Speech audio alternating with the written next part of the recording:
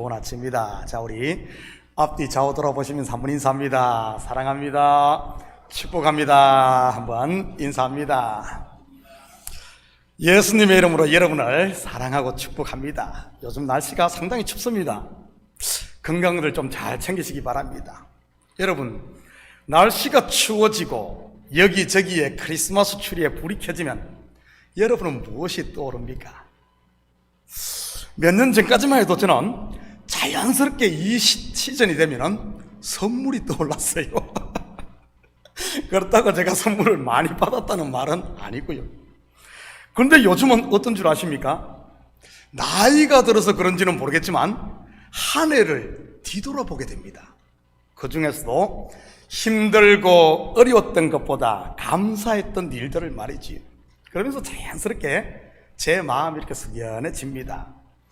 먼저는 우리 장로님들께 감사하고 묵묵히 한 멍에를 메고 걷는 우리 부교육자들에게도 감사하고, 힘들고 어려웠을 텐데도 자리를 묵묵히 지킨 우리 성도들에게도 감사하고, 정신들 차려가는 우리 두 아들에게도 감사하고, 큰 놈이 군에 갔거든요.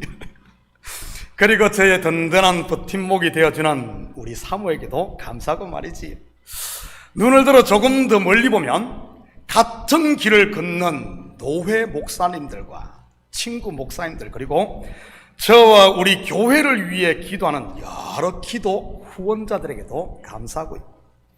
제 삶에 이런 감사한 분들을 누가 보내주었겠습니까?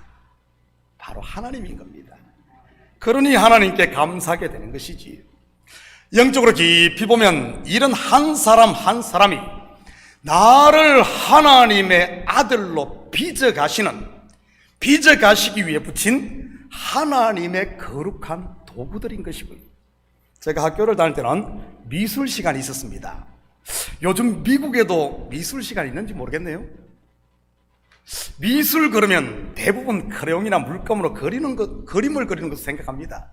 물론 그림은 미술의 기본 중에 기본이니 당연히 하는 것이지. 그런데 우리 때에는 그림뿐만 아니라 다양한 것들을 했습니다.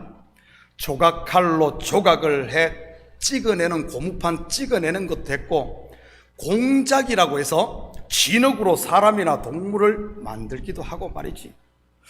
조각을 할 때는 반드시 조각칼이 있어야 했습니다. 조각을 해보신 분들은 아시겠지만 조각칼의 종류도 다양하지 않았습니까? 각을 파는 조각도, 둥글게 파내는 조각도, 깎아내는 조각도, 그리고 끌처럼 생긴 조각도까지 말이지. 그림 그릴 때 붓도 마찬가지 아닙니까? 요 눈썹을 그리는 가는 붓으로부터 시작을 해서 뒷배경을 막 칠하는 큰 붓까지 말이지. 크레용이나 물감의 색깔은 어떻습니까?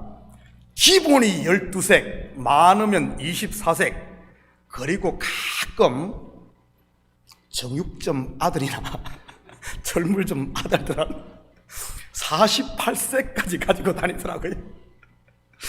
그림 한 장 그리고 작품 하나 만드는데도 이렇게 많은 도구와 재료들이 필요한데, 하물며 하나님의 나라를 상속해 줄 하나님의 아들을 만드는데 오죽하겠습니까? 알고 보면 여기에 있는 목사도 여러분을 하나님의 아들로 빚어가는 하나님의 도구인 것이고요. 그런 도구들을 보면 많이 사용되는 도구가 있습니다. 크레용을 예로 들자면 어떤 색깔의 크레용이 가장 많이 쓰이죠? 미술 전공하셨죠? 사람마다 차이는 있겠지만 저 같은 경우에는 흰색과 검은색입니다. 제가 구식이라서 그런지 흑백을 좋아하거든요. 거의 쓰지 않는 색은요, 분홍색. 물론 여자분들은 반대인 분들도 있을 것이고요. 그런데 그런 거의 쓰지 않는 색깔도 꼭 필요한 경우들이 있습니다. 없으면 안 되는 경우 말이지. 그럴 때 사용하는 그 색은 그 그림 전체를 살게 하고 화가에게 작품이 되게 하는 것입니다. 이것은 하나님께서 빚어가시는 인생 작품인 저와 여러분도 마찬가지인 것입니다. 그러기에 하나님의 마음으로 한 해를 돌아보면 모든 분들이 감사한 것이지. 교회 공동체 형제 자매들은 말할 것도 없는 것이고요. 심지어 아픈 손가락까지도 말입니다. 왜냐하면 우리는 그리스도 안에서 한 몸인 지체이니까요. 저는 우리 식구들이 올해가 가기 전 우리 식구들의 마음이 이런 감사로 충만해지기를 축복합니다. 그것이 구원받은 성도에게 마땅한 것이니까요. 제 말이 아니라 성경이 그렇게 말하고 있으니까 확인합니다. 골로새서 3장 15절에서 17절입니다.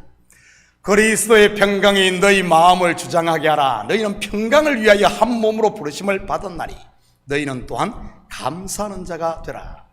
그리스도의 말씀이 너희 속에 풍성히 가하여 모든 지혜로 피차 가르치며 권면하고 시와 찬송과 신령한 노래를 부르며 감사하는 마음으로 하나님을 찬양하고 또 무엇을 하든지 말에나 일에나 다 주 예수의 이름으로 하고 그를 힘입어 하나님 아버지께 감사하라. 각 절마다 빠지지 않는 단어가 뭐죠? 바로 감사인 것입니다. 감사는 천국의 언어라는 말이지요.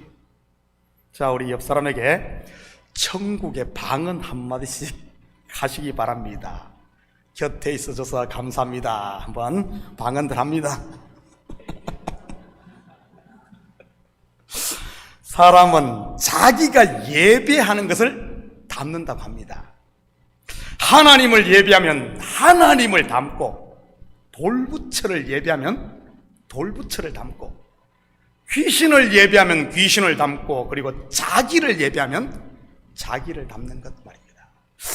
계속 쳐다보기만 해도 담는다고 하는데 하물며 예배하는데 어떻게 담지 않을 수가 있겠습니까? 큰 바위 얼굴이라는 소설에서 그렇게 말하고 있지 않습니까? 그리고 그 담는 것은 결국 열매로 나타나게 되는 것이고요. 그렇다면 하나님을 닮은 모습, 곧 열매가 무엇이겠습니까? 소위 우리가 아는 성령의 열매 아니겠어요? 사랑과 희락과 화평과 오래 참음과 자비와 양성과 충성과 온유와 절제 같은 것들 말이지.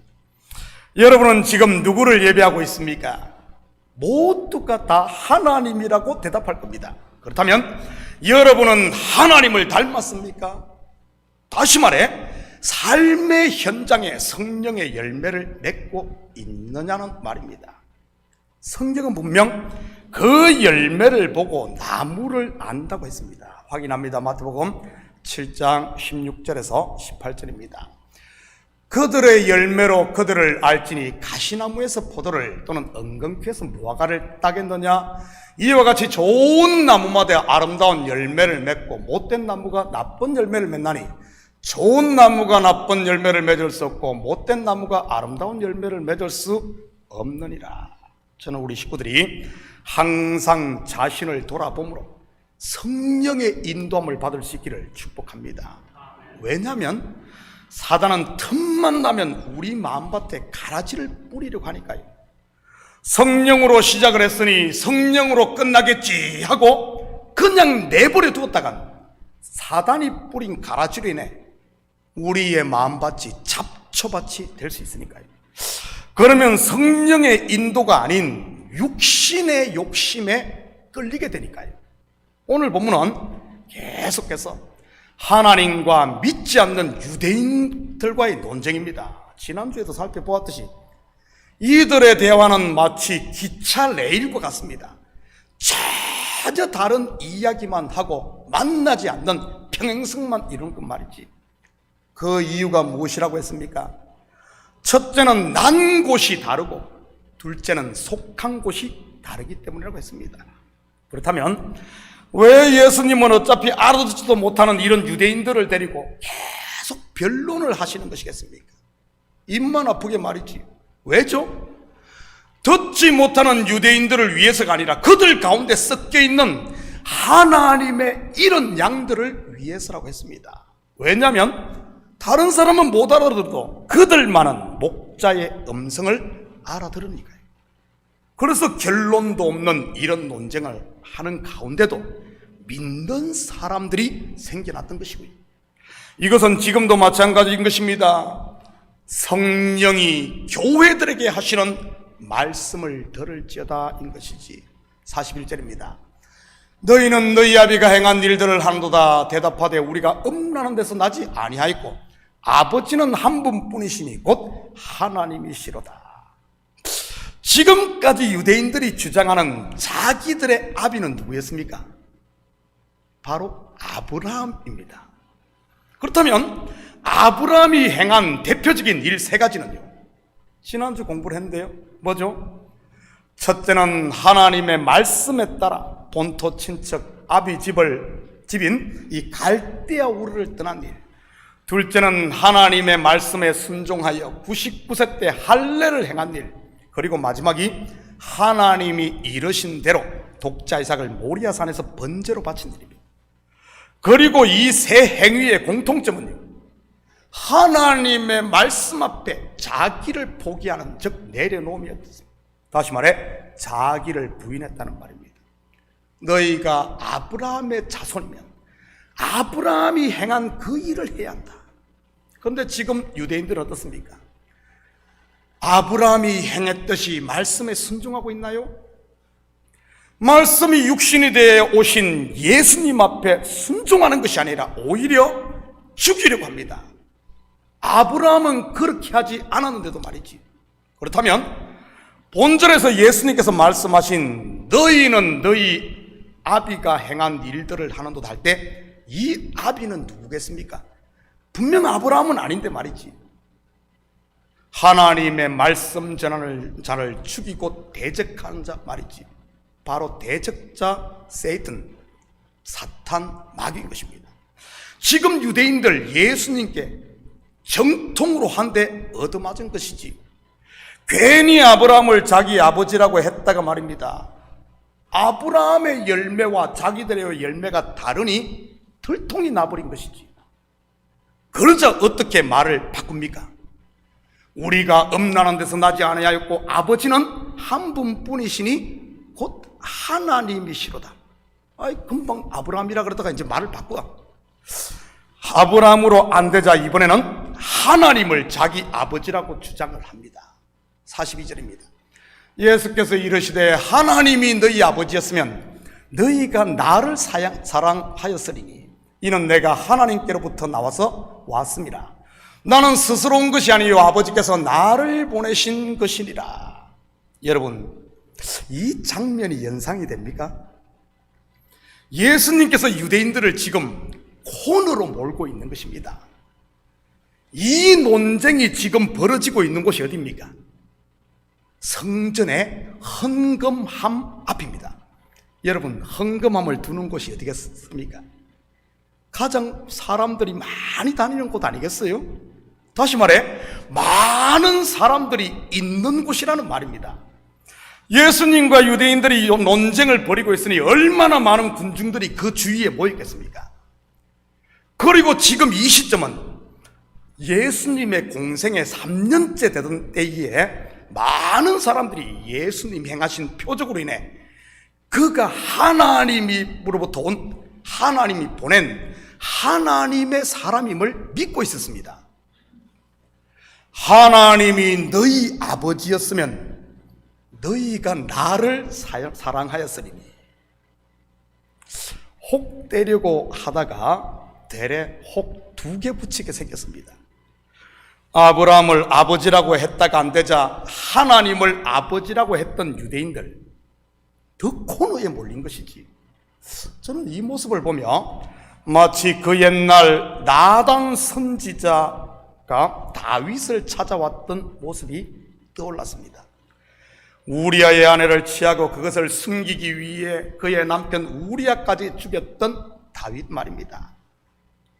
닭 잡아먹고 오리발 내민다는 우리말 속담처럼 다윗이 나단 선지자 앞에서 그랬지 않습니까? 그런데 그것이 하나님의 사람에게 통했을까요? 아닙니다. 오히려 그러면 그럴수록 더 자기 모순에 빠지고 말았던 것이지. 그러다 다윗이 내린 결론이 무엇입니까?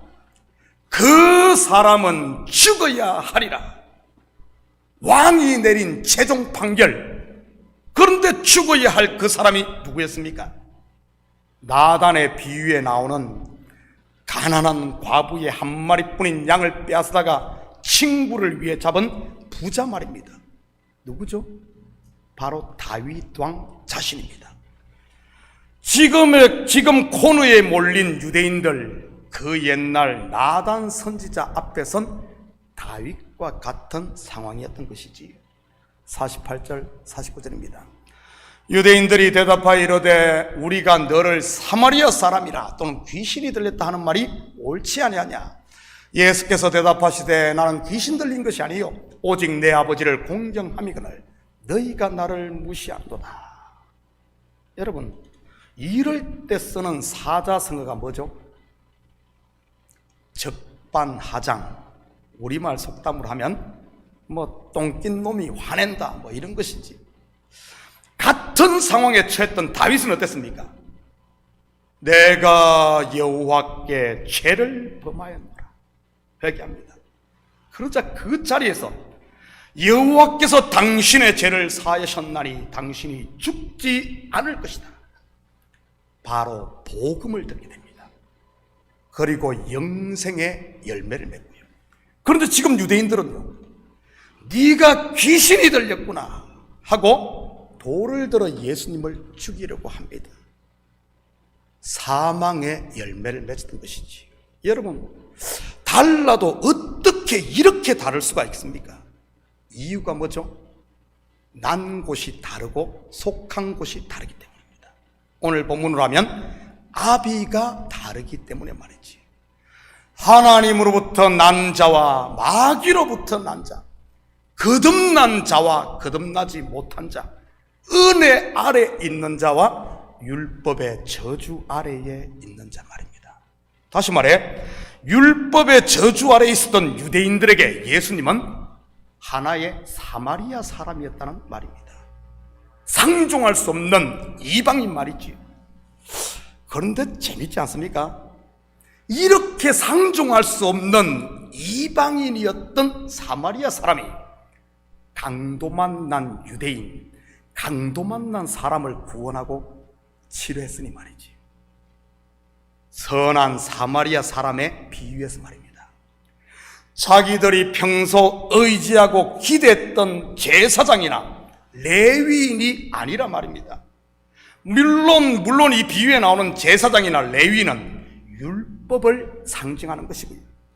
이 비유를 통해 말하고자 하는 핵심이 무엇입니까? 불우이웃을 도웁시다인가요? 왼손이 하는 것을 오른손이 모르게 합시다입니까? 물론 그런 의미가 전혀 없는 것은 아닙니다. 불우이웃을 도와야지. 구제는 드러내지 않고 해야지요. 그렇지만 더 중요한 핵심이 무엇인 줄 아십니까? 구원은 율법을 지키는 데서 오는 것이 아니라 율법으로 나의 아담됨, 곧 죄인임을 깨닫고 유대인들이 적대시하던 사마리아인, 즉 예수님의 은혜로 되는 것임을 말하고 있는 것입니다. 우리를 구원하실 일은 제사장이나 레위인이 아니라 평소 적대시했던 그 사마리아인, 바로 예수님 말이지. 다시 말해, 나에게서 나는 것이 아니라 말씀을 듣고 순종할 때 위로부터 구원이 주어진다는 말입니다. 아브라함이 하나님의 말씀에 순종함으로 믿음의 조상이 되었듯이 말이지. 그리고 유대인들이 예수님을 뭐라고 하죠? 귀신 들렸다고 합니다. 그런데 이것은 예수님에게만 그런 게 아니에요. 오순절 120문도에게 성령이 임해 방언으로 하나님의 큰 일을 말하는 제자들을 향해 율법 아래에 있던 사람들이 했던 말이 무엇입니까? 저들이 세술에 취했다고 했습니다. 오늘 본문에 유대인들의 표현을 하면 귀신 들렸다는 그런 말이지. 기도 가운데 하나님과 심정이 통하고 그리고 하나님과 소통하는 한나를 본 엘리 제사장 또한 같은 말을 했고요. 네가 언제까지 취하여 있겠느냐, 포도주를 끊으라. 한마디로 귀신 들렸다는 말 아닙니까? 사도 바울도 마찬가지 아니었어요? 성령이 충만하여 왕들과 관원들 앞에서 복음을 전했을 때 말이지요. 사도행전 26장 24절 25절입니다. 바울이 이같이 변명하며 베스도가 크게 소리내어 이르되 바울아 네가 미쳤도다. 네 말은 학문이 너를 미치게 한다 하니 바울이 이르되 베스도가 가여 내가 미친 것이 아니요 참되고 온전한 말을 하나이다. 저는 요즘 성경을 보며 얼마나 큰 위로를 받는지 모릅니다. 요즘 돌아가는 세상, 여러분 상식이 통하던가요? 한국의 정치판을 봐도 그렇고 미국 사회가 돌아가는 것을 봐도 그렇고 말이지. 여러분, 동성결혼 어디 말이 되는 이야기입니까? 손바닥으로 하늘을 가리는 것이지. 옛날 대학생들에게 인기가 있었던 어떤 교수의 말처럼 이게 뭡니까 이게 뭡니까 이 시대. 콩으로 매주를 쓴다고 해도 믿지 못하는 세상, 참으로 속 터질 일이지. 그런데 이런 속 터짐이 이 시대를 사는 저와 여러분에게만 있는 것일까요?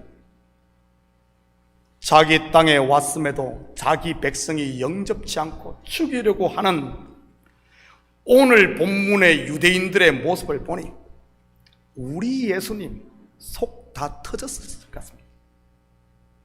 믿음의 선진들이나 초대교회 사도들도 아마 복음 전하면서 속 다 터졌을 것입니다. 우리보다 더하면 더했지 덜하지는 않았을 것입니다. 그렇다고 그들이 포기했을까요? 아닙니다. 듣든지 아니 듣든지 때를 얻든지 못 얻든지 그들에게 주어진 사명, 생명을 살리는 복음을 전했던 것입니다. 52절입니다. 진실로 진실로 너희에게 이르노니 사람이 내 말을 지키면 영원히 죽음을 보지 아니하리라. 적어도 여기에 계신 우리 식구들은 영원히 죽음을 보지 않는다는 말씀의 의미가 무엇인지는 알 겁니다. 육신의 죽음을 말하는 것이 아닌 죄사함, 곧 구원을 말한다는 것 말이죠. 그런데 당시 율법 아래 있던 유대인들은요, 52절 53절입니다. 유대인들이 이르되 지금 네가 귀신 들린 줄을 아노라. 아브라함과 선지자들도 죽었거늘 네 말은 사람이 내 말을 지키면 영원히 죽음을 맛보지 아니하리라 하니 너는 이미 죽은 우리 조상 아브라함보다 크냐? 또 선지자들도 죽었거늘 너는 너를 누구라 하느냐? 한마디도 지지 않고 꼬박꼬박 말대꾸하며 예수님을 이겨먹으려는 유대인들. 저 이거 성경 읽으면서 설교 준비하면서 제가 속 터져 죽겠어. 그런데 요한복음을 보면 같은 모습이 계속 반복되고 있음을 보게 됩니다. 사마리아 여인과의 대화도, 니고데모와의 대화도, 그리고 본문의 유대인들과의 논쟁도 말이지. 그렇다면 이렇게 말귀를 알아듣지 못하고 자기 말이 맞다고 우기는 유대인들은 과연 누구를 말하는 것이겠습니까? 2000년 전에 살다가 간 그들 말을 말하는 것일까요? 지금 하마스와 헤즈볼라 그리고 이란과 전쟁을 벌이고 있는 이스라엘 사람들을 말하는 것일까요? 여러분, 하나님의 말씀은 진리입니다. 진리는 시간이 지나도 변하지 않습니다. 진리는 상대적 사람이 바뀌어도 변하지 않습니다.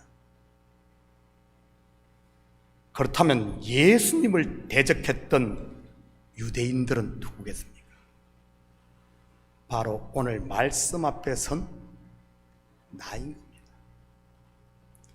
은혜 아래 있고 성령 충만할 때는 그래도 좀 알아듣는 수가성 여인이었고, 그러다가 좀 알면 금방 교만기가 들어간 니고데모였다가, 그러다가 시험이라도 들면 율법으로 돌아간 본문의 유대인들 말이지. 지금 나는 어떤 모습으로 예수님 앞에 서 있습니까? 혹시 여러분 주위에 여러분의 속을 터지게 하는 분이 있습니까? 여러분의 속만 터지는 것이 아니라 분명 그분의 속도 터지려 갈 것입니다.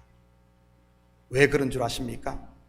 난 곳이 다르고 속한 곳이 다르기 때문에 그렇습니다. 그렇다면 어떻게 해야 되겠습니까? 사요나라, 짜이젠, 아디오스, 굿바이 해야 될까요? 우리 예수님께서 그렇게 하셨습니까? 아닙니다. 그렇다면 우리 예수님께서 어떻게 하셨습니까?